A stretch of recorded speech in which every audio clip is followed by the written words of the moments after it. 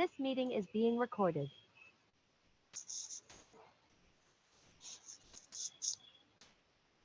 तो आज हम कुछ कॉमन एप्लीकेशंस जो हम डे टू डे लाइफ में यूज करते हैं उनका फ्लो देखेंगे कि ज़्यादातर जो हम एप्लीकेशन यूज करते हैं उनका फ्लो क्या रहता है कि उसके अंदर क्या क्या होता है.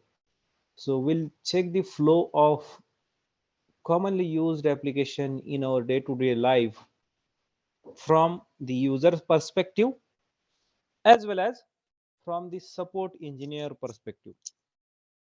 तो एक यूजर जब एप्लीकेशन यूज करता है तो नॉर्मली उसका पर्सपेक्टिव क्या होता है उस एप्लीकेशन के related, and same application as a support engineer हम उसे किस तरह से देखते हैं ये हम आज देख लेते हैं.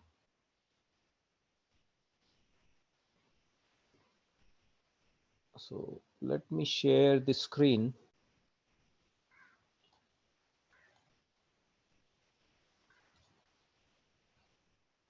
हे स्क्रीन दिख रहा है आपको? Yes, sir. Yes, sir. Okay. So सबसे पहले हम देखते हैं कि ऑनलाइन टिकटिंग पोर्टल. तो आपने कई बार ऑनलाइन टिकट बुक किया होगा using some online ticket booking portal like make my trip या फिर आईआरसीटीसी का जो ऐप है. Using that portal you may have booked a ticket online, right? तो जब भी हम online ticket booking portal use करते हैं तो फ्रॉम द यूजर्स पर्सपेक्टिव उसका फ्लो क्या होता है. तो सबसे पहले हम ऐप खोलेंगे, मतलब app will open that app.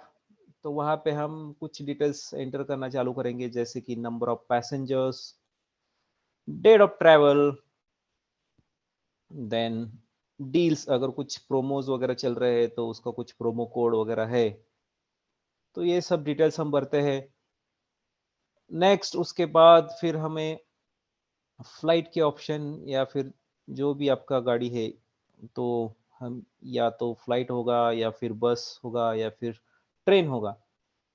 तो देखते हैं कौन कौन से ऑप्शंस अपने पास अवेलेबल है. तो उसमें से और क्या होता है उस एप्लीकेशन पे, तो फ्लाइट ऑप्शन हम चूज करते हैं. then we can also have the flexibility to change the date. so while let's say आपने इनिशियली कुछ डेट सिलेक्ट किया था जिस डेट पे आप ट्रैवल करना चाहते हो, तो उस डेट पे लेट्स से मान लो कि आपके हिसाब से कुछ फ्लाइट्स अवेलेबल नहीं थे आपके टाइमिंग के हिसाब से, तो आप क्या करते हो डेट भी चेंज करके देख सकते हो वहां पे. तो ये भी ऑप्शंस या फिर फ्लेक्सिबिलिटी वहां पे रहती है उस एप्लीकेशन पे. Then you also have to fill up the traveller details. तो हम जो भी पर्सन ट्रैवल करने वाला है उसका नेम, एज, ईमेल एड्रेस या रेसिडेंशियल एड्रेस, ये कुछ डिटेल्स फिलअप करते हैं. ये सब होने के बाद फिर नेक्स्ट आता है पेमेंट का ऑप्शन. तो अगर आप टिकट बुक करना चाहते हो तो नेक्स्ट आता है फिर पेमेंट करो आप. तो payment can be made using credit card और नेट बैंकिंग. तो लेट्स से मान लो आपने क्रेडिट कार्ड का ऑप्शन चूज किया, तो क्रेडिट कार्ड के डिटेल्स फिलअप किए, बिलिंग एड्रेस आपने फिलअप किया. तो ये सब कुछ होने के बाद अगर पेमेंट सक्सेसफुल होता है तो फिर आपको टिकट का कंफर्मेशन आता है कि whether the ticket got booked और नॉट. तो टिकट कंफर्मेशन का पेज आएगा, and once the ticket gets confirmed you will have the notification email or the notification SMS. So once the final order gets confirmed, आपको email आ जाएगा कि आपका ticket confirm हो गया, या फिर आपको एसएमएस आएगा कि आपका टिकट कंफर्म हो गया करके. तो कोई भी ऑनलाइन टिकट बुकिंग का एप्लीकेशन ले लो, उसका कॉमनली यही फ्लो होगा.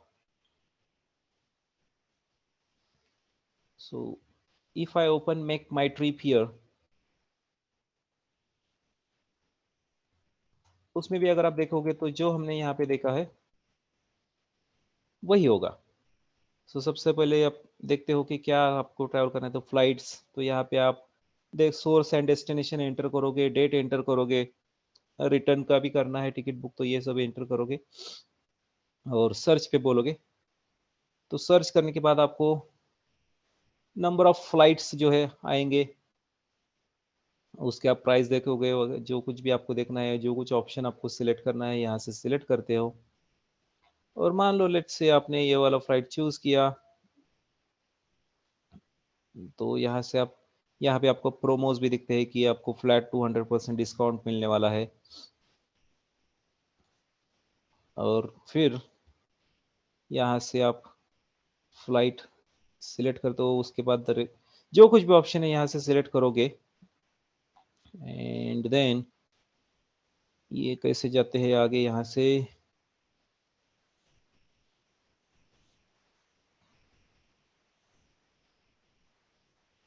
कैसे सिलेक्ट करेंगे,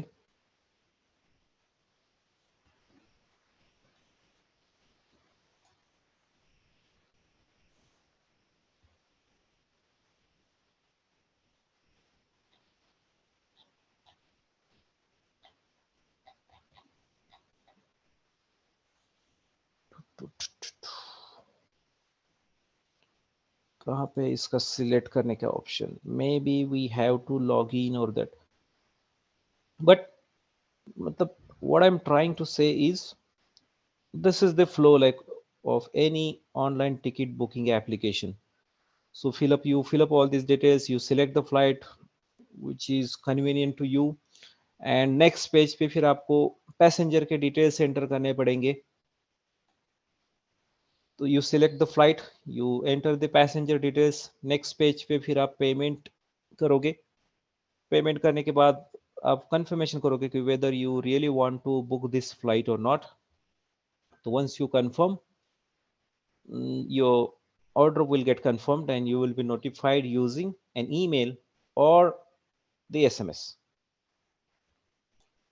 तो ये हमेशा कोई भी ऑनलाइन टिकट बुकिंग का पोर्टल हो गया तो ये फ्लो होता है। So this is like user perspective, तो यूजर को ये दिखता है, यूजर का फ्लो ऐसे होता है। तो same application if you try to view or if you try to look at use from the support engineer perspective, तो आपको क्या क्या देखना होता है। So if you check the online ticket booking portal from the support engineer view, तो आप क्या क्या देखते हो नॉर्मली चीजें, तो user login credential encryption. So whether while logging the user on the ticketing portal, the username and password has been encrypted or not. Encrypted मतलब user name तो नॉर्मली ठीक है, प्लेन टेक्स्ट में होगा तो कोई बात नहीं, बट अगर पासवर्ड भी अगर आप डेटाबेस के अंदर उसको प्लेन टेक्स्ट में ही स्टोर कर रहे हो तो वो सिक्योरिटी के हिसाब से ठीक नहीं होता है। तो hacker can easily hack the credentials of the user and they can do some wrong things using that user name and password. तो इसकी वजह से आपको सबसे पहले तो देखना पड़ेगा जो यूजर नेम और पासवर्ड यूजर एंटर कर रहा है इनिशियली वो पोर्टल पे, तो whether that user name and password has been encrypted और नॉट, ये आपको देखना होता है। सर्टिफिकेट, तो whether your application is secured और नॉन सिक्योर्ड। तो आप देखते हो कई बार कुछ एप्लीकेशंस यूजिंग HTTP ओपन होते हैं और कुछ एप्लीकेशंस यूजिंग HTTPS ओपन होते हैं, विदाउट एस लगा के वो URL खुलता नहीं। तो यस मतलब क्या होता है, तो वो सिक्योर्ड रहता है। तो सिक्योर्ड क्यों, तो जब यूजर नेम और पासवर्ड यूजर वेब पेज पे एंटर करेगा तो ऑब्वियसली वो user name and password travel करेगा यूजिंग इंटरनेट आपके डेटाबेस की तरफ, क्योंकि उसको वेरीफाई करना पड़ेगा कि जो भी यूजर नेम पासवर्ड यूजर ने एंटर किया है वो सही है या नहीं। तो ऑब्वियसली यूजर नेम पासवर्ड के डिटेल्स आपके एप्लीकेशन के डेटाबेस सर्वर पे होंगे। तो when user enters the credentials on the portal, that username and password gets traveled to the database server just to verify whether the same entry is present in the database or not. And if it is there, then database server will send the acknowledgement, yes, the username entered, the username password is correct, और उसके बाद फिर आपका login होता है। But ये जो communication होता है वेब सर्वर से लेके डेटाबेस सर्वर तक, ये एनक्रिप्टेड होना चाहिए। तो उसके लिए लगता है सर्टिफिकेट। तो कुछ सर्टिफिकेट्स आपके वेब सर्वर पे इंस्टॉल्ड होते हुए रहते हैं। तो आपको ये भी देखना है कि वेदर दिस सर्टिफिकेट एक्सपायरी, मतलब सर्टिफिकेट अभी तक वैलिड है या नहीं, या सर्टिफिकेट एक्सपायर हुआ है। तो from the support engineer perspective ये चीजें भी आपको देखनी पड़ेगी कि whether that certificate is valid और not. Then you also verify the HTTP status code. तो जब भी कोई भी रिक्वेस्ट वेब पेज से जाती है तो एक्नॉलेज के लिए या फिर वेरिफिकेशन के लिए उसका HTTP स्टेटस कोड आता है। तो कई सारे HTTP स्टेटस कोड रहते हैं। तो normally when you get an HTTP status code 200, तो मतलब आपका रिक्वेस्ट जो है सक्सेसफुली चला। और अगर आप HTTP स्टेटस कोड 400 या 500 सीरीज वाला कोई आता है तो उसका मतलब आपका जो रिक्वेस्ट था वो फेल हो गया। तो आपको ये भी देखना है कि HTTP स्टेटस कोड क्या आ रहा है। कोई भी यूजर अगर कुछ एक्शन वो परफॉर्म कर रहा है एप्लीकेशन पे और उसके रिटर्न में उसका HTTP स्टेटस कोड क्या आ रहा है, whether it user getting, whether the page throwing HTTP status code 200 और समथिंग एल्स, तो उससे भी आपको पता चलता है कि एप्लीकेशन में कुछ गड़बड़ है या नहीं। Then you also verify the data health of the database. तो डेटाबेस हेल्थ करने के मॉनिटर करने के लिए आपके पास टूल होगा। उस टूल पे आप देखोगे कि डेटाबेस का परफॉर्मेंस क्या चल रहा है, weather any query taking time to execute on the database, so what is the database CPU usage, memory usage, ये भी आप देखोगे। अगर डेटाबेस का परफॉर्मेंस लो होगा तो उसका इम्पैक्ट तुम्हारे एप्लीकेशन के ऊपर होगा। then you also watch the malicious traffic, whether any suspicious user doing something on the application. Then you also check the content delivery network. So yesterday या day before yesterday हमने देखा कि content delivery network मतलब क्या होता है। तो आपका जो रीजनल सर्वर होगा, जैसे कि हर एक एप्लीकेशन का एक सेंट्रलाइज सर्वर होगा और रीजनल सर्वर भी हो सकता है अगर वो application across the world use होता है तब। तो नॉर्मली क्या होता है फिर, रीजनल सर्वर पे आपका जो स्टैटिक इंफॉर्मेशन है वो स्टोर किया जाता है ताकि एप्लीकेशन का परफॉर्मेंस बढ़े। तो वो कंटेंट डिलीवरी नेटवर्क भी आप देखोगे कि whether it is up to date और whether it is replicated among the centralized and local region। तो बीइंग अ सपोर्ट इंजीनियर आप ये भी चीज वेरीफाई करते हो। तो इनिशियली जब ऑनलाइन पोर्टल का होम पेज होगा उसके रिलेटेड इतने सारे चेक्स आप वेरीफाई करोगे। देन फ्लाइट सिलेक्ट वाला पेज है, वहां पे आए तो वहां पे अगर कुछ गड़बड़ है तो उसके रिलेटेड आप क्या क्या चीजें चेक करोगे। तो whether the catalogue of flight and pricing is up to date. तो जो कुछ यूजर को दिख रहा है नंबर ऑफ फ्लाइट्स उस पर्टिकुलर डेट पे कितने अवेलेबल है, हर एक डेट का जो प्राइस रेंज है, जो कुछ भी दिख रहा है वो सही दिख रहा है या कुछ गलत इंफॉर्मेशन यूजर को दिख रही है, ये आप वेरीफाई करोगे using database. Then web server response time, तो वो पेज लोड होने को या फिर उस पेज के ऊपर जो कुछ भी डेटा आ रहा है वो रिफ्लेक्ट होने में कितना टाइम लग रहा है, तो ये भी आप मॉनिटर करोगे। अगेन यहाँ पे भी आप डेटाबेस का हेल्थ चेक करोगे। देन एप्लीकेशन या कंपोनेंट्स माइक्रो सर्विसेज हेल्थ। तो ये जो फ्लाइट की इंफॉर्मेशन है तो नॉर्मली कहाँ से आती है, तो अगर आपने देखा होगा तो मेक माई ट्रिप पे यहाँ पे इंडिगो कोई फ्लाइट्स कुछ दिख रहे हैं, कुछ फ्लाइट्स एयर इंडिया के दिख रहे हैं, कुछ फ्लाइट्स विस्टारा एयरलाइंस के दिख रहे, तो और कुछ फ्लाइट्स स्पाइस जेट के दिख रहे। तो मतलब यहाँ पे जो कुछ फ्लाइट्स की इंफॉर्मेशन दिख रही है वो अलग अलग वेंडर्स की दिख रही है। तो दीज आर दी अलग अलग सर्विस प्रोवाइडर्स और these are the different airline companies who provides the airline services. तो ये जब भी होता है तो मतलब क्या होता है कि उनके डेटाबेस में से ये इंफॉर्मेशन फेच किया जाता है और आपके स्क्रीन के ऊपर दिखाया जाता है। और ये कैसे होता है, तो यूजिंग माइक्रो सर्विसेज या तुम्हारे एप्लीकेशन का कोई एक कंपोनेंट होगा जो कम्युनिकेट करता होगा अलग अलग डिफरेंट एयरलाइन के सर्वर्स के साथ।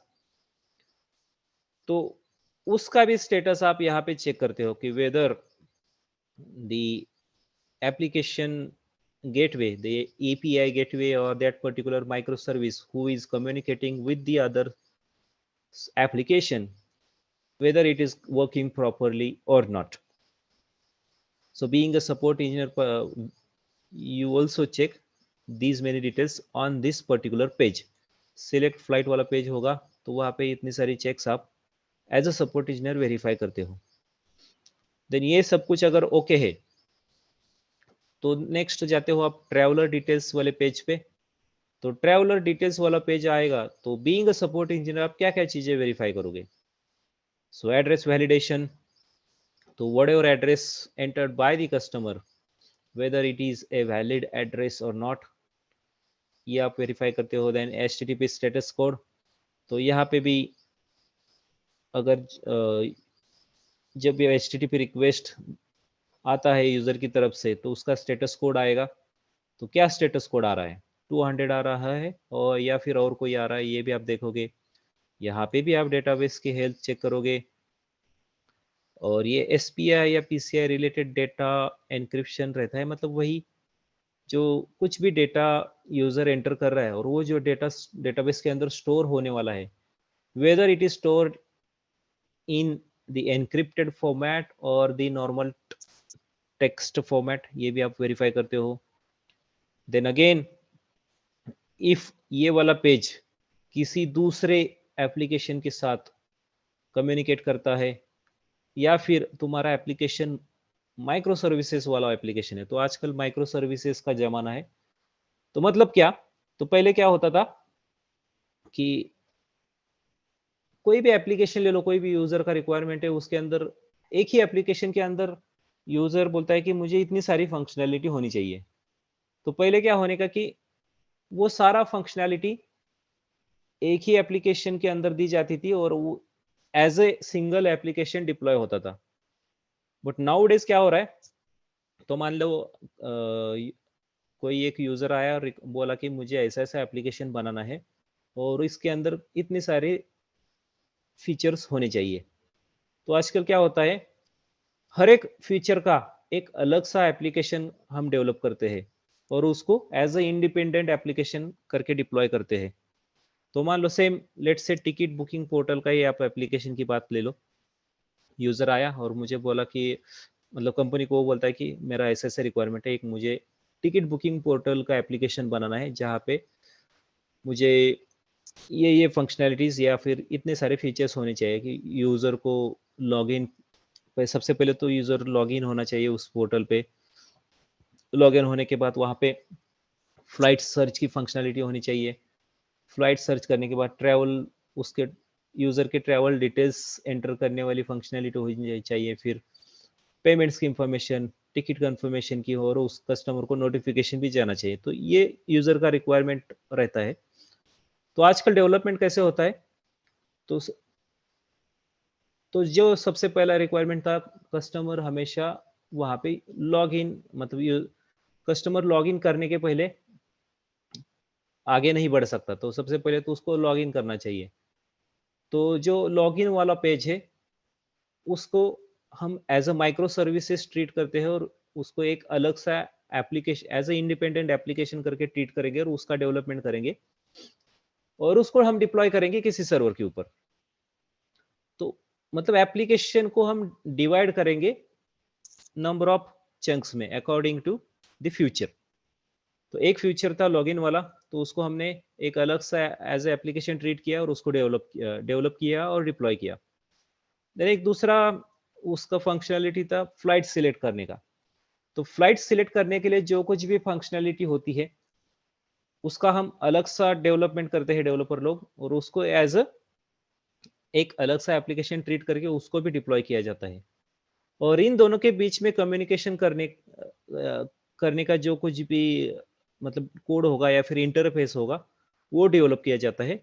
तो ये एक अलग सा माइक्रो सर्विस हो गया और ये एक अलग सा माइक्रो सर्विस होगा, और ये इनका डिप्लॉयमेंट अलग अलग से होगा, बट इनके बीच में कम्युनिकेशन करने के लिए कुछ तो इंटरफेस हमने यहाँ पे लगाया रहता है। तो आजकल क्या होता है, ऐसे एप्लीकेशंस बनते हैं जिनको माइक्रो सर्विसेज बेस्ड एप्लीकेशन बोला जाता है। और ये अप्रोच क्यों फॉलो किया जाता है, तो मान लो सिर्फ ऑनलाइन पोर्टल का जो फंक्शनैलिटी था उसमें कुछ तो गड़बड़ है, तो सिर्फ ये वाला एप्लीकेशन मतलब उसका डाउन टाइम होगा, बट ये वाले एप्लीकेशन के ऊपर कुछ नहीं होगा तो ये एप्लीकेशन ठीक से चलेगा। तो इससे क्या होता है, तो एप्लीकेशन का मेंटेनेंस काफ़ी ईज़ी होता है, तो आपको तुरंत पता चलता है कि कौन से एप्लीकेशन में गड़बड़ है, तो सिर्फ ये वाले है। तो आप सीधा ये वाले एप्लीकेशन के सर्वर पे जाओगे, इसके रिलेटेड जो कुछ भी लॉग्स वगैरह देखोगे, ट्रबल शूटिंग करोगे। तो इससे एप्लीकेशन का मेंटेनेंस काफ़ी ईज़ी हो जाता है, और मतलब डेवलप करने का भी उनका भी डेवलपर लोगों को भी आसानी होती है कि हाँ भाई सबसे पहले इतना ही सिर्फ डेवलप करना है। ये सब होने के बाद ये करोगे, या फिर पैरेलली इन दोनों का अलग अलग टीम्स असाइन करोगे और अलग अलग टीम में ये एप्लीकेशन आप डेवलप करते हो। तो मान लो ये वाला एप्लीकेशन आपने एज अ जावा लैंग्वेज करके डेवलप किया और ये फीचर आपने किसी और लैंग्वेज में डेवलप किया, तो ये भी पॉसिबल है अगर आप माइक्रो सर्विसेज का अप्रोच फॉलो करते हो तब। तो आपको अगर माइक्रो सर्विसेज बेस्ड एप्लीकेशन है तो वो भी आपको देखना है कि हर एक जो एप्लीकेशन है उसका हेल्थ स्टेटस क्या है, whether it is working fine और not, and then the communication between each application is working fine or not. So being a support engineer, these things also you will check. Then next है payment page. तो payment page पे आते हो तो आप when the user enters the credit card information, you will validate that whether whatever information entered by the customer, whether it is a valid credit card information or not, ये हम verify करते हैं। मतलब उस ये वैलिडेशन करने के लिए बेसिकली कोड लिखा हुआ रहता है, तो हम चेक करते हैं कि whether that code is working fine और not. Then you also check the connection with the payment gateway. Obviously जब भी क्रेडिट कार्ड की इंफॉर्मेशन एंटर करोगे तो वो फिर अपना पेज डाइवर्ट होगा पेमेंट गेटवे पे। तो पेमेंट गेटवे मतलब क्या होता है, तो एक इंटरफेस होता है बैंक के बीच में और अपने एप्लीकेशन के बीच में। तो यूजिंग पेमेंट गेटवे यू और your application gets connect to the bank server to make the payment। तो वो जो पेमेंट गेटवे है वो ठीक से चल रहा है या नहीं ये देखोगे, उस HTTP status code, database health, whether data is encrypted और डिक्रिप्टेड, तो ये सब कुछ चीजें यहाँ पे भी देखते हो।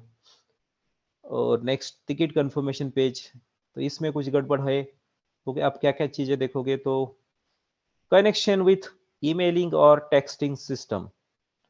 तो ऑब्वियसली किसी भी यूजर को एज अ नोटिफिकेशन हम ईमेल या एसएमएस भेजते हैं तो उसका सिस्टम अलग होता है।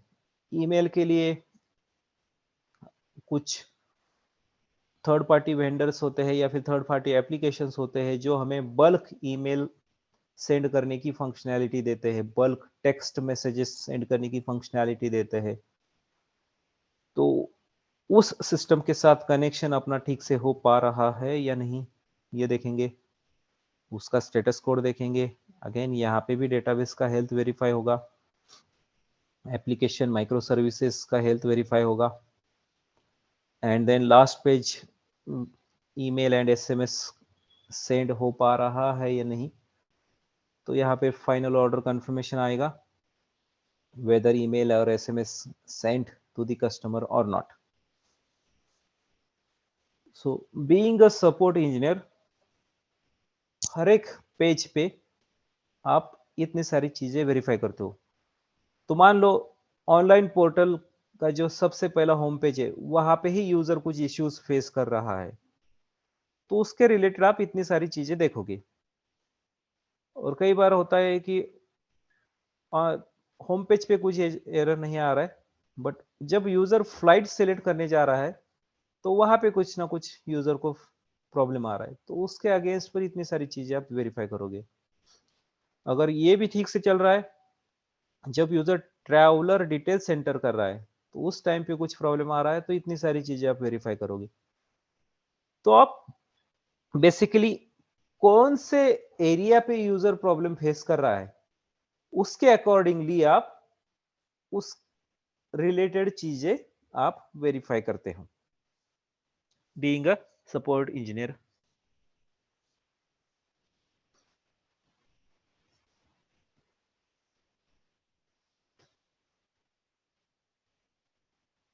समझ में आ रहा है गाइस?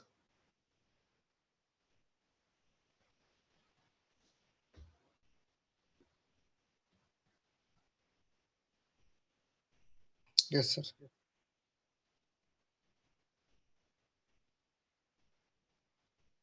तो इन जनरल हम देख रहे हैं कि मतलब एज सपोर्ट इंजीनियर जब काम करोगे तो आप नॉर्मली क्या क्या मतलब चीजें परफॉर्म करते हो। तो ऑब्वियसली ये चीजें परफॉर्म करने के लिए आपके पास मतलब आप कई सारे टूल्स होंगे, और जो कुछ भी आपको कमांड्स परफॉर्म करनी है तो उसके लिए भी आपको डॉक्यूमेंट होता है, मतलब जहाँ पे ये सब चीजें परफॉर्म करने के लिए क्या क्या यूज करना है आपको कमांड्स वगैरह, तो इस उसकी इंफॉर्मेशन आपके पास ऑलरेडी होती है। तो स्टेप बाय स्टेप आपको जस्ट वो फॉलो करना पड़ता है, बट इन जनरल आप ये चीजें करते हो। ये हम यहाँ पे देख रहे हैं कि क्या क्या कर सकते हैं अगर कोई भी ऑनलाइन टिकट बुकिंग पोर्टल पे इशू आता है। और तो हम देखते हैं कि एग्जैक्टली कौन से लोकेशन पे इशू आ रहा है, वेदर कस्टमर को लॉगिन ही नहीं हो रहा है, वेदर कस्टमर लॉगिन नहीं कर पा रहा है तो आप लॉगिन वाले पोर्टल के रिलेटेड आप चीजें देखोगे, या फिर फ्लाइट सिलेक्ट करते टाइम कुछ यूजर इश्यू फेस कर रहा है तो उसके रिलेटेड आप चीजें वेरीफाई करोगे, या फिर ट्रैवलर डिटेल सेंटर करते टाइम तो एप्लीकेशन जो है आपका एरर मैसेज थ्रो कर रहा है, तो उसके रिलेटेड आप चीजें वेरीफाई करोगे। तो ये था online ticket booking portal. Next देखते हैं शॉपिंग वेबसाइट। तो शॉपिंग वेबसाइट तो हमने कई बार यूज किए होंगे। फ्लिपकार्ट से आपने कुछ ना कुछ ऑर्डर किया होगा, अमेजोन से कुछ ना कुछ आपने ऑर्डर किया होगा। तो एज अ यूजर जब भी आप कोई शॉपिंग वाला वेबसाइट विजिट करते हो तो क्या क्या करते हो उसके अंदर। तो कोई भी शॉपिंग वाला वेबसाइट ओपन किया तो वहाँ पे प्रोडक्ट का लिस्ट आता है, कौन कौन से प्रोडक्ट्स अवेलेबल है उस वेबसाइट पे, और उस प्रोडक्ट के अगेंस्ट कस्टमर का रेटिंग भी दिखता है अपने को कि वे कस्टमर ने जो कुछ भी रेटिंग दिया है उस पर्टिकुलर प्रोडक्ट के लिए वो वहाँ पे हमें दिखता है। तो मान लो आपने प्रोडक्ट देख लिए और आपको उसमें से कुछ प्रोडक्ट पसंद आया, तो आप फिर उस प्रोडक्ट को ऑर्डर प्लेस करने के लिए उस प्रोडक्ट को सिलेक्ट करते हो। तो प्रोडक्ट सिलेक्ट किया, प्रोडक्ट के डिटेल आपने देख लिए, फिर उसके बाद आप डिलीवरी ऑप्शन सिलेक्ट करते हो। तो where how do you want the delivery, and then product का आप रिव्यू, कस्टमर के रिव्यू भी देखते हो। तो रेटिंग होता है स्टार में, मतलब कितने स्टार का रेटिंग है, 3 स्टार, 4 स्टार। और कस्टमर के रिव्यूज भी होते हैं उस प्रोडक्ट के रिलेटेड। तो मतलब जो एग्जिस्टिंग कस्टमर से जिन्होंने ये प्रोडक्ट यूज किया है, तो whether the customers are happy with that product और नॉट, आप रिव्यू देखते हो, प्रोडक्ट के डिटेल्स देखते हो, डिलीवरी ऑप्शंस क्या क्या अवेलेबल है वो देख लेते हो। देन डिलीवरी ऑप्शन वगैरह चूज करने के बाद चेकआउट पे जाते हो आप। तो आपने जो कुछ भी प्रोडक्ट ऐड टू कार्ट किया था, सिलेक्ट आइटम्स लिस्ट प्रीव्यू आता है वहाँ पे। Then you will enter the delivery details, आपका नाम, आपका एड्रेस, अगर preferred timing of delivery if available, अगर उस एप्लीकेशन के अंदर ऑप्शन है प्रेफर्ड डिलीवरी टाइम चूज करने का तो वो भी आप चूज करेंगे। तो डिलीवरी डिटेल्स एंटर करने के बाद आता है तुम्हारा पेमेंट वाला पेज। तो पेमेंट वाले पेज पे हम कार्ड की डिटेल्स एंटर करेंगे, बिलिंग एड्रेस एंटर करेंगे और पेमेंट होने के बाद आपका ऑर्डर कंफर्म होगा और आपको नोटिफिकेशन आएगा। तो नॉर्मली ये वाला फ्लो होता है कोई भी एप्लीकेशन, अगर आप शॉपिंग वाला एप्लीकेशन लोगे तो नॉर्मली ये फ्लो होता है हमेशा।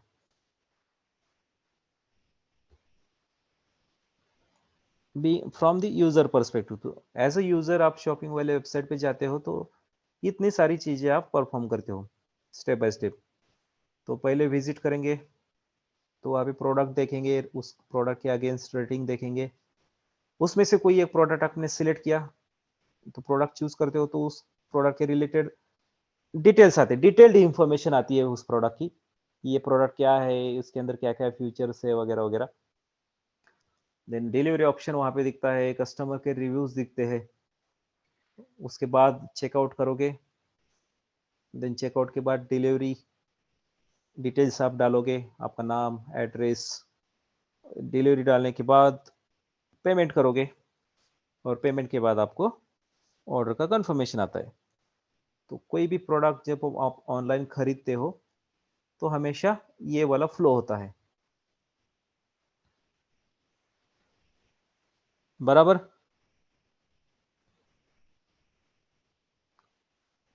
तो आपने तो ऑब्वियसली कई बार ऑनलाइन शॉपिंग की होगी तो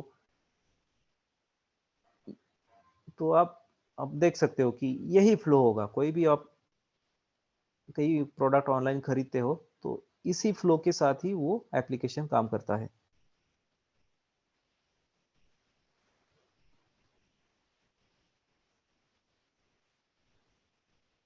बराबर।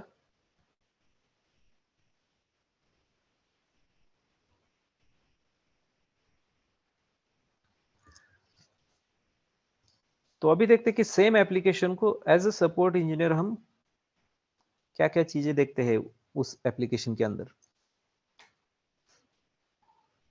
तो सबसे पहले जब आप देखते हो ऑनलाइन पोर्टल, जब आप एंटर करते हो ऑनलाइन पोर्टल का, शॉपिंग साइट का जो भी वेबसाइट है, यूआरएल है, उसको जब एंटर करेंगे तो सबसे पहले देखते हो कि उसका स्टेटस कोड क्या आ रहा है।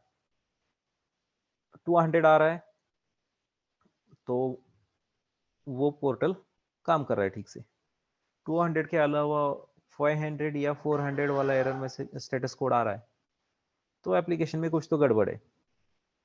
देन सर्टिफिकेट वैलिड करोगे तो HTTPS है या HTTP है, सिर्फ HTTP से का एप्लीकेशन ओपन हो रहा है वो आप वेरीफाई करोगे। तो हमेशा HTTPS होना चाहिए फॉर द सिक्योर कम्युनिकेशन और the. Then product catalogue update, मतलब जो कुछ भी प्रोडक्ट्स उस पोर्टल पे दिख रहे हैं उसकी इंफॉर्मेशन अप टू डेट है या नहीं। तो कई बार होता है कि कुछ प्रोडक्ट्स की प्राइजेस चेंजेस हुए रहते हैं तो हम देखेंगे, वेरीफाई करेंगे कि जो कुछ भी प्राइस इंफॉर्मेशन उस प्रोडक्ट के रिलेटेड दिख रहा है वो सही है या नहीं।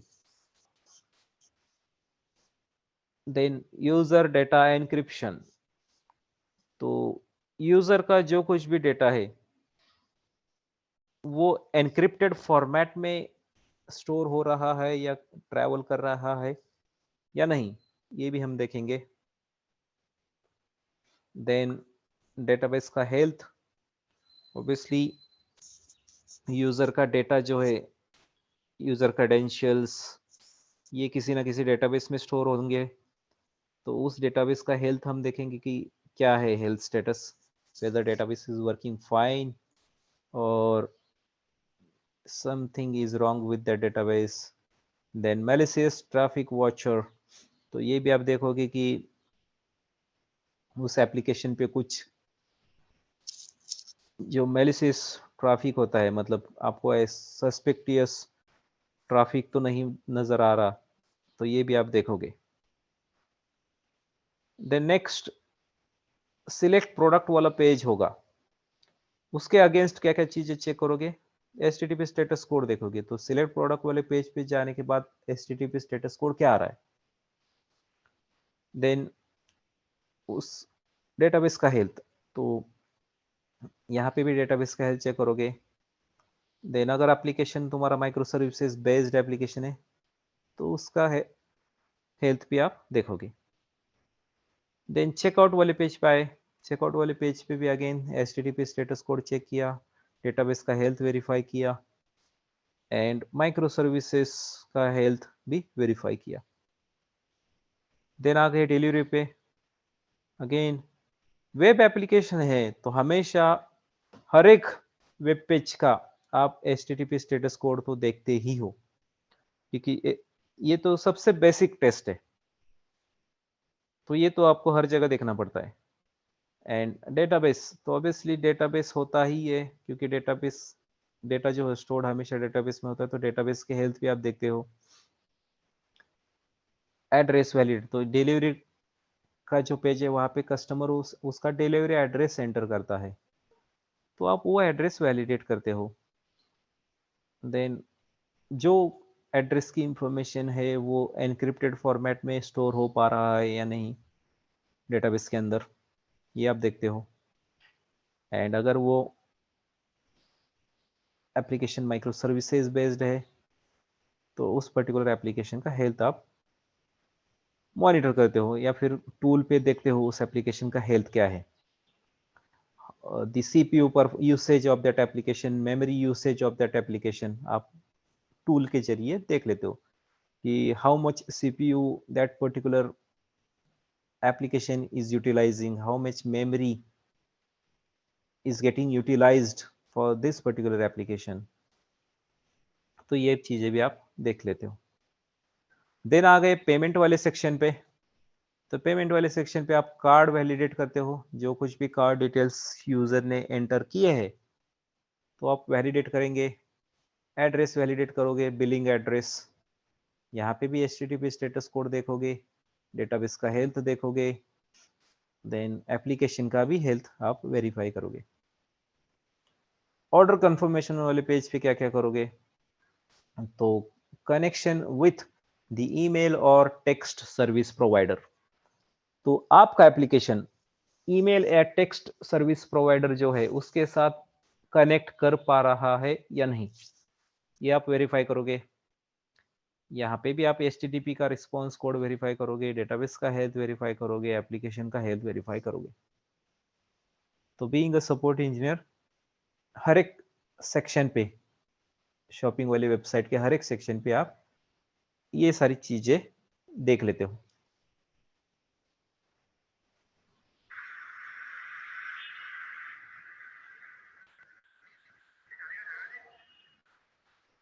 क्लियर है?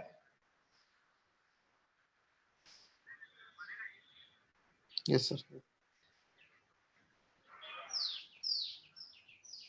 तो एज अ यूजर आपको ये दिखता है, बेसिकली आप ये इतना सारा चीजें परफॉर्म करते हो, और same application as a support engineer हर एक सेक्शन पे आपका काम क्या है, तो ये सब कुछ देखना।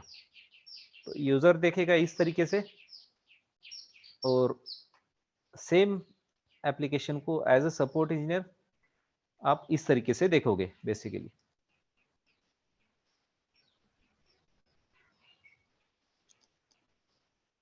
तो ये हो गया शॉपिंग वाला वेबसाइट।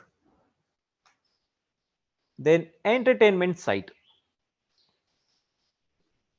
तो एंटरटेनमेंट साइट कई सारे हैं अपने पास अभी आजकल, हॉटस्टार है, Amazon प्राइम है, नेटफ्लिक्स है, तो ये भी हम यूज करते हैं on a day to day basis. तो बीइंग अ यूजर, तो कोई भी एंटरटेनमेंट साइट ले लो, आप क्या क्या देखते हो? तो जब भी कोई भी एंटरटेनमेंट साइट ओपन करते हो तो वहाँ पे वीडियो के कैटेगरी होती है। तो action movies, comedy movies, family movies, तो हर एक वीडियो को उन्होंने कैटेगरी में डाला रहता है। तो आपको वीडियो कैटेगरी दिखता है, वीडियो का लिस्ट दिखता है, और हर एक मूवी के अगेंस्ट कस्टमर का रेटिंग भी दिखता है। मूवीज हो, सीरीज होने दो, ड्रामा होने दो, तो उसके अगेंस्ट कस्टमर का रेटिंग भी दिखता है। तो इनिशियली ये दिखता है, और कोई एक वीडियो आपने चूज किया, you clicked on one of the videos listed on the entertainment site, तो उस वीडियो के डिटेल्स दिखते कि उस वीडियो के रिलेटेड डिस्क्रिप्शन आएगा कि ये वीडियो क्या है। लेट्स से मान लो आपने कोई एक मूवी सिलेक्ट किया, तो वहाँ पे डिस्क्रिप्शन आता है कि ये मूवी क्या है। इन शॉर्ट में उस मूवी का आपको स्टोरी वहाँ पे आता है कि ये मूवी ऐसे ऐसे रिलेटेड है, इसके अंदर कौन कौन से कलाकार काम कर रहे हैं उसका इंफॉर्मेशन आता है, और डायरेक्टर कौन है, म्यूजिक किसने दिया है। मतलब बेसिकली उस मूवीज के डिटेल्स वहाँ पे दिख जाते हैं उस पर्टिकुलर, और वहाँ पे ऑप्शन होता है अपने पास whether the play the video, play that video or resume that video। मतलब आपने ऑलरेडी कुछ देखा था वीडियो कुछ मिनट्स के लिए, और उसके बाद आप मतलब पॉज करके आप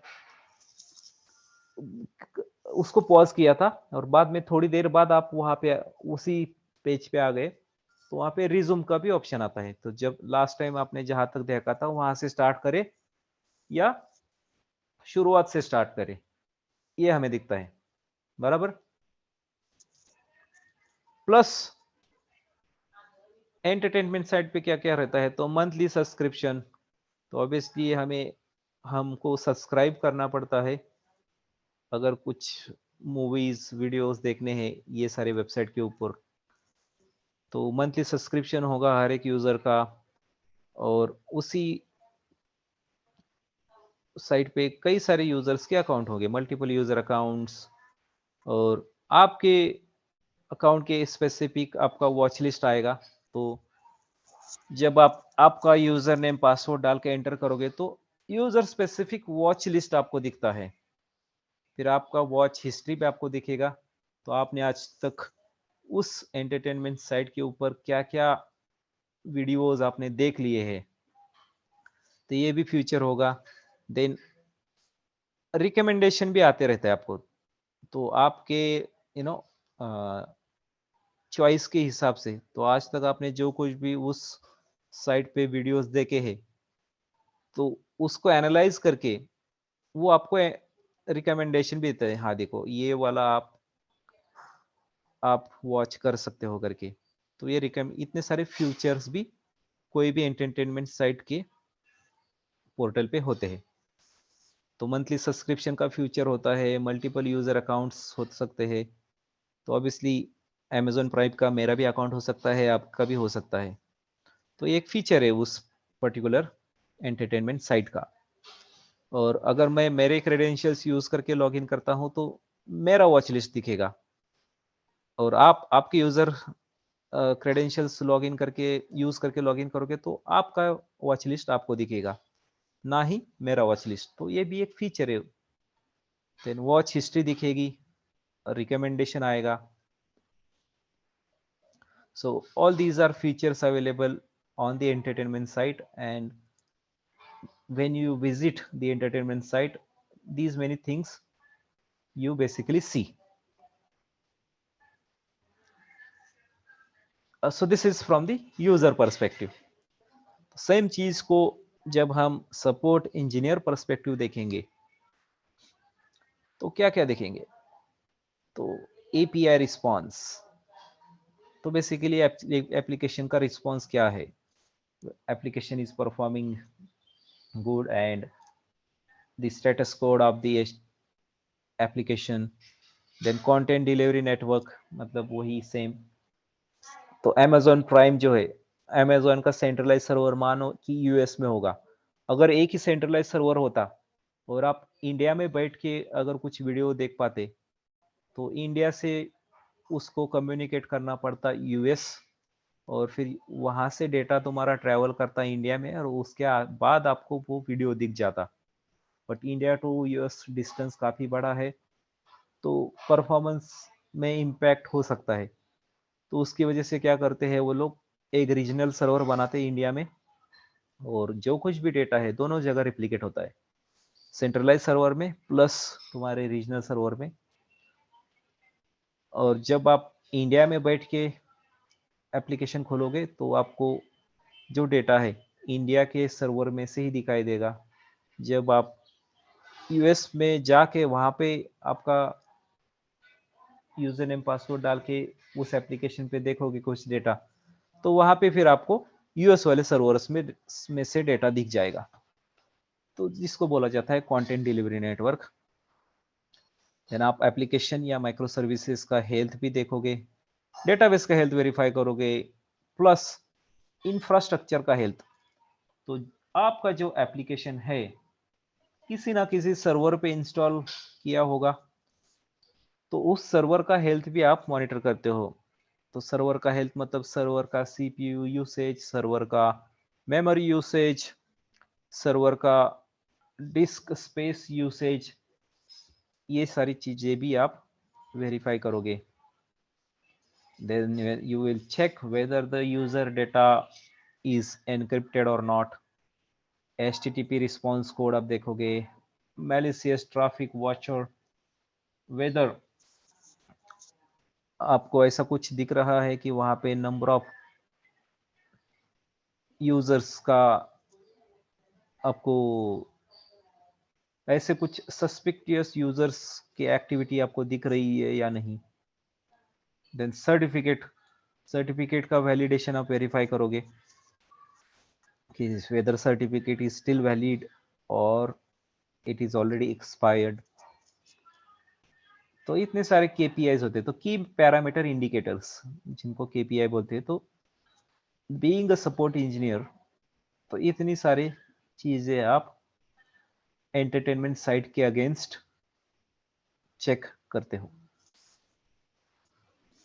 तो मतलब कॉमन है, कोई भी एप्लीकेशन ले लो तो इसके अंदर ये सारी कॉमन चीजें आप देख लेते हो being a support engineer perspective.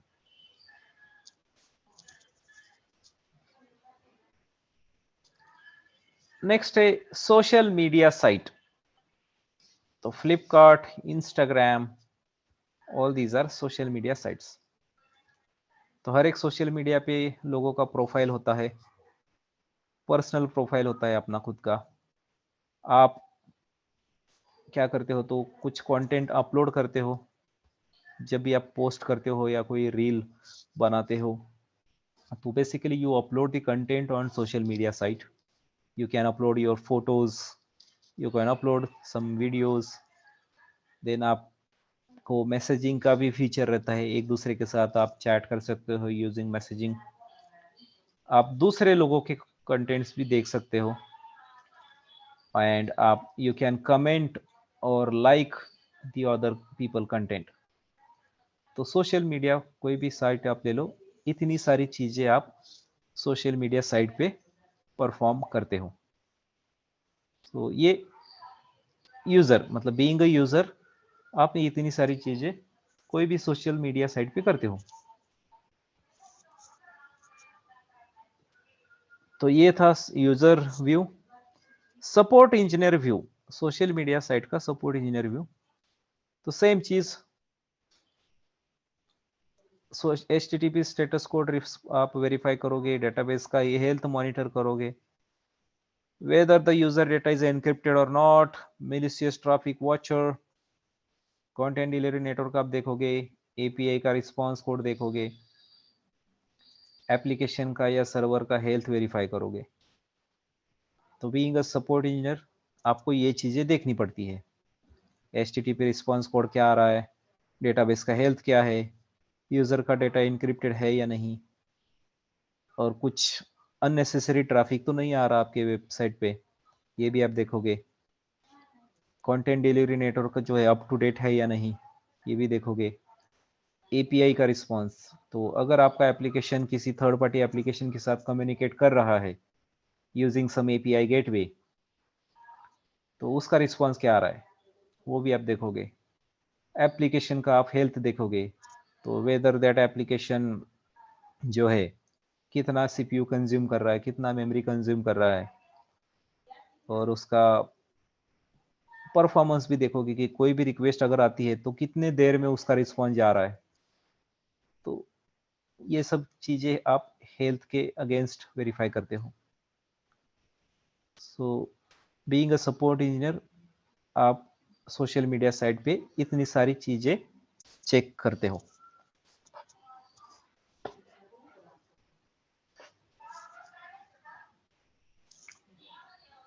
Are you getting guys?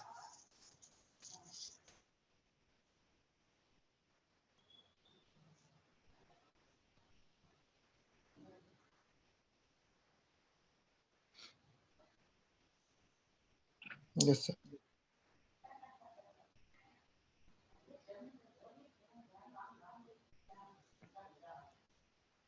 Good.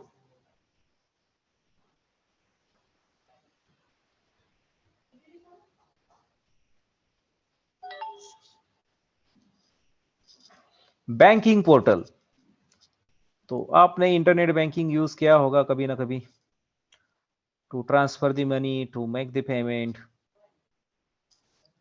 तो बैंकिंग पोर्टल पे आप एज अ यूजर क्या क्या चीजें देख सकते हो, क्या क्या चीजें परफॉर्म कर सकते हो। तो अकाउंट, हर एक बंदे का कोई ना कोई अकाउंट होगा, सेविंग अकाउंट, चेकिंग अकाउंट या फिर करंट अकाउंट, अकाउंट्स के टाइप होंगे। तो नॉर्मली सर्विस सेविंग अकाउंट तो होता ही है एज ए इंडिविजुअल यूजर। तो बैंकिंग पोर्टल पे आपको कार्ड की इंफॉर्मेशन भी दिखती है, travel card, no annual fee, low rate card. तो बैंकिंग पोर्टल पे जाते हो तो वहाँ पे आपको ये आता है कि ये हमारा ऐसा ऐसा कार्ड है जिसका कोई एनुअल फी नहीं होगा, लो रेट कार्ड वाला कार्ड है हमारे पास। बैंकिंग ट्रांजैक्शन, तो अकाउंट का समरी आप देख सकते हो जब भी आप नेट बैंकिंग पे लॉगिन करते हो। थर्ड पार्टी ट्रांजैक्शन भी आप कर सकते हो, और आपके अकाउंट के अगेंस्ट आप होम लोन को अप्लाई कर सकते हो, कार लोन को अप्लाई कर सकते हो, या फिर बैंकिंग वाले लोग आजकल इंश्योरेंस भी देने लगे हैं। तो होम इंश्योरेंस होता है उनका, कार इंश्योरेंस देते हैं। और बैंकिंग वाले आजकल डीमैट अकाउंट की भी सर्विस देते हैं। तो अगर आप डीमैट अकाउंट खोलते हो तो किसी भी टैक्स सेविंग फंड में आप इन्वेस्ट कर सकते हो, रिटायरमेंट फंड में आप इन्वेस्ट करते हो। तो बैंकिंग पोर्टल आप जब ओपन करते हो तो बैंकिंग वाला पोर्टल आपको इतने सारे सेवाएं देता है। तो आपका आप बैंक के अंदर सेविंग अकाउंट होगा तो सेविंग अकाउंट की इंफॉर्मेशन दिखेगी। अगर आप बैंक का कोई कार्ड यूज करते हो, क्रेडिट कार्ड, तो बैंकिंग पोर्टल पे लॉगिन करोगे तो आपके कार्ड के रिलेटेड इंफॉर्मेशन दिखेगी। और अकाउंट पे आपने कुछ ट्रांजेक्शन्स किए होंगे तो ट्रांजेक्शन की इंफॉर्मेशन दिखेगी, अकाउंट समरी दिखेगा, थर्ड पार्टी ट्रांजेक्शन दिखेगा। बैंकिंग वाले लोन सर्विसेज देते हैं। तो आपने अगर कुछ होम लोन या कार लोन लिया है तो उसकी इंफॉर्मेशन दिखेगी। इंश्योरेंस लिया होगा आपने बैंक से तो उस इंश्योरेंस की इंफॉर्मेशन दिखेगी। अगर कुछ फंड्स में आप इन्वेस्टमेंट कर रहे हो यूजिंग बैंकिंग पोर्टल तो वो भी इंफॉर्मेशन दिखती है। अगर नहीं भी कर रहे हो तो आपके पास ऑप्शन है, बैंक मतलब they are giving the services, these many services, तो account services, credit card services, banking transaction services, loan service, insurance service, then investment service. इतने सारे सर्विसेज बैंकिंग पोर्टल हमें देता है।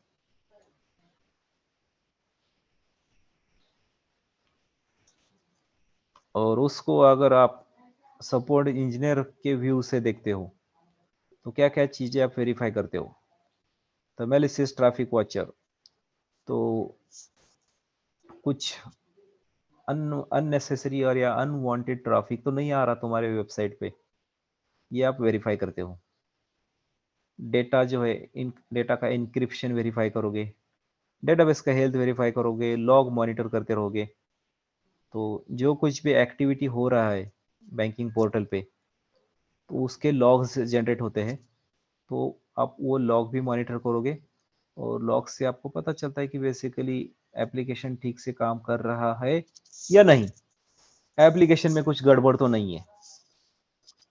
तो using log monitoring you can verify, application का health monitor करोगे, API का रिस्पॉन्स कोड मॉडिफाई करोगे, सॉरी मॉनिटर करोगे। Content delivery network again same चीज। Firewall as it's a banking portal तो obviously it has to be secured, तो firewall लगे हुए रहते हैं क्योंकि आपका जो बैंकिंग पोर्टल है हैकर लोगों को इजीली हैक ना हो पाए, तो आपका हर एक रिक्वेस्ट फायरवॉल के थ्रू ट्रैवल करता है। देन कनेक्शन विथ ईमेल या टेक्स्ट सर्विस प्रोवाइडर, तो आप बैंकिंग पे कुछ ट्रांजैक्शंस करते हो तो ऑब्वियसली आपको नोटिफिकेशन आता है यूजिंग ईमेल और द एसएमएस। तो ये भी आप वेरीफाई करोगे कि the communication with the email और text service provider is working fine और नॉट।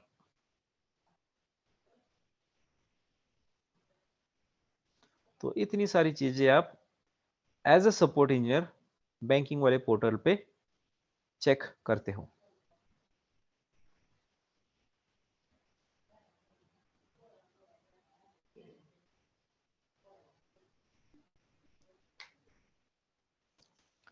यूटिलिटी ऐप, तो यूटिलिटी ऐप्स भी होते हैं जो हम यूज करते हैं कई बार, जैसे कि पेटीएम या फिर और कोई ऐप। तो उस यूटिलिटी ऐप के ऊपर क्या क्या चीजें होती है, तो होम पेज जब हम खोलते हैं तो अपना प्रोफाइल दिखता है, प्रोडक्ट्स दिखते हैं, कुछ प्रोमोशनल ऑफर चल रहे हैं तो वो भी दिख जाते हैं। प्रोफाइल के अगेंस्ट क्या क्या होता है, तो प्रोफाइल के अगेंस्ट आपने आपका यूसेज डिटेल, आपके पर्सनल डिटेल होंगे, आपके पेमेंट डिटेल होंगे वहाँ पे अगर आपने सेव किए होंगे, और प्रोडक्ट कैटलॉग के अंदर क्या आता है, तो आप प्रोडक्ट सिलेक्ट करते हो और व्यू बाय दैट प्रोडक्ट ये भी करते हो आप। तो नॉर्मली यूटिलिटी ऐप के ऊपर ये चीज़ें आपको दिख जाती है, और बीइंग अ यूज़र आप इतने सारे चीज़ें आप कर सकते हो। और सेम अगेन अगर आप as a support engineer utility app को देखते हो तो क्या क्या देखते हो, तो होम पेज के अगेंस्ट आप क्या क्या देखोगे, तो होम पेज का HTTP स्टेटस कोड देखोगे क्या आ रहा है, एपीआई का रिस्पॉन्स देखोगे, मैलिशियस ट्रैफिक वॉच करोगे, एप्लीकेशन का हेल्थ वेरीफाई करोगे, सर्टिफिकेट का वैलिडेशन देखोगे। यूजर वाले प्रोफाइल पे अब देखो कि जो यूजर का डेटा है whether it is stored in encrypted format और नॉट, एपीआई का रिस्पॉन्स क्या आ रहा है, एप्लीकेशन का हेल्थ क्या है, कनेक्शन विथ ईमेल और टेक्स्ट सर्विस प्रोवाइडर आप देखोगे weather it is communicating fine और नॉट। प्रोडक्ट कैटलॉग के अंदर आप देखते हो कि जो भी प्रोडक्ट कैटलॉग दिख रहा है वो अपडेटेड है या नहीं, एपीआई का रिस्पॉन्स, एप्लीकेशन का हेल्थ, डेटाबेस का हेल्थ, ये सब कुछ आप वेरीफाई करोगे। प्रोमोशनल ऑफर्स के अगेंस्ट देखते हो कि जो कुछ भी ऑफर्स दिख रहे हैं whether those offers are up to date or not, then database का हेल्थ, एप्लीकेशन का हेल्थ, ये सब कुछ आप यहाँ पे देख लेते हो।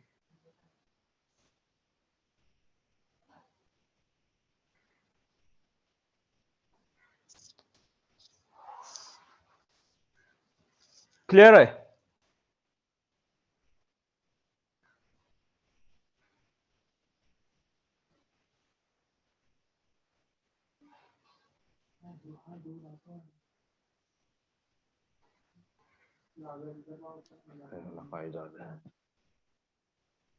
Yes, sir.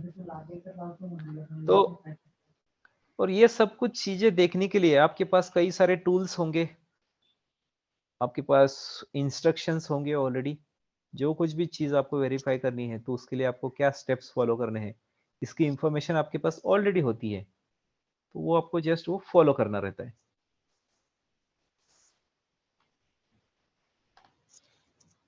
सो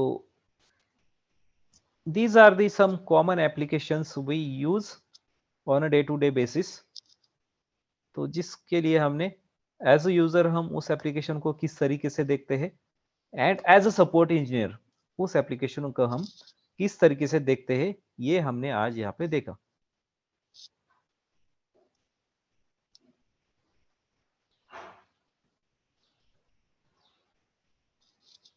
तो समझ में आ रहा है आपको गाइस? Yes, sir.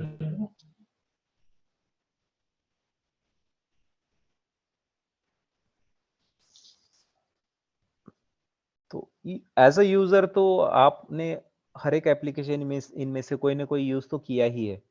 आपने कई ना कई बार अपने ऑनलाइन शॉपिंग से कुछ ना कुछ शॉपिंग किया होगा या फिर ऑनलाइन टिकट बुक किया होगा और ऑब्वियसली अमेज़न प्राइम पे, हॉटस्टार पे या नेटफ्लिक्स पे आपने कभी ना कभी कुछ ना कुछ देखा तो होगा ही होगा. तो बीइंग अ यूजर तो आपको ये सारे एप्लीकेशंस पता है, but being a support engineer same चीज आप किस तरीके से देखते हो, ये एक्चुअली जानना जरूरी था. तो इसकी वजह से हमने ये यहाँ पे हमने आज देख लिया कि आपको ठीक है एज अ यूजर तो आपको ये सब कुछ दिखता है, बट उसके बैक एंड में हमें क्या क्या चीजें देखनी पड़ती है. तो आपको जो कुछ भी दिख रहा है उसके लिए बैक एंड में क्या क्या चीजें परफॉर्म हो रही है और सेम एप्लीकेशन मतलब ठीक से चलने के लिए आप बैकएंड से क्या क्या चीजें देखते हो, ये एप्लीकेशन कैसे काम कर सकता है, क्या क्या इश्यूज आते हैं, तो उसके अगेंस्ट क्या क्या चीजें डिप्लॉय की ही हुई रहती है बैकएंड में. तो ये आप हमने यहाँ पे आपने देख लिया बेसिकली कि क्या क्या चीजें हो सकती है, क्या क्या हमें चेक्स वेरीफाई करने होते हैं. तो ये हमने आज मतलब देख लिया. तो आई होप कि आपको थोड़ा बहुत तो आइडिया आया रहेगा कि बीइंग अ सपोर्ट इंजीनियर आपको क्या क्या देखना रहता है.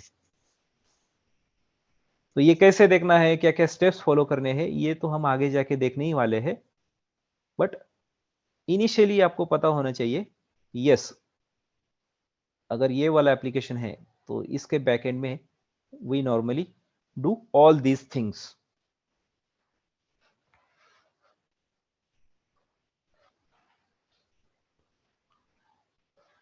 सो क्लियर है? Yes, sir.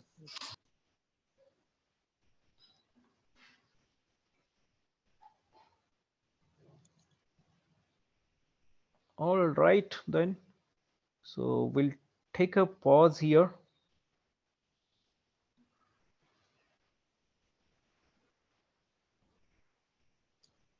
So let's conclude this session for today. ठीक है? Yes, sir.